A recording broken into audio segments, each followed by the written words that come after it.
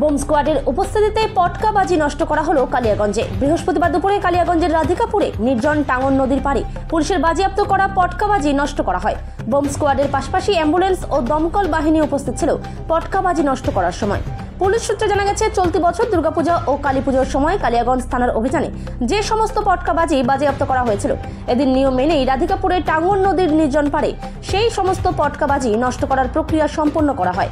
নিষিদ্ধ শব্দবাজি নষ্ট করতেই মালদা থেকে এসেছিল রাজ্য পুলিশের বোম স্কোয়াড টিম। আমার নাম প্রবীর মোদক। এখানে কি কারণে ফায়ার ব্রিগেডকে ডাকা হয়েছে? যেসব কালী পুজো দুর্গাপুজো উপলক্ষে যে শব্দবাজি সেগুলো যে পুলিশ বাজেয়াপ্ত করেছিল, সেগুলো আজকে কালিয়াগঞ্জ থানার কালিয়াগঞ্জ ফায়ার ব্রিগেড এবং CID team, bomb squad team, তারা সবাই মিলে এসে এখানে সেই নিষিদ্ধ শব্দবাজি সেগুলো এখানে ডিস্ট্রয় করা হলো। কি শব্দবাজি ছিল এখানে? তার মধ্যে যেগুলো তারাবাতি, লঙ্কা ফটকা, চকলেট বোম, এইসব জাতীয় যেগুলো ছিল। কোথায় নিষ্ক্রিয় করা হলো? কোন জায়গায়? এটা টাঙ্গন নদীর পাড়ে, রাধিকাপুর টাঙ্গন নদীর পাড়ে।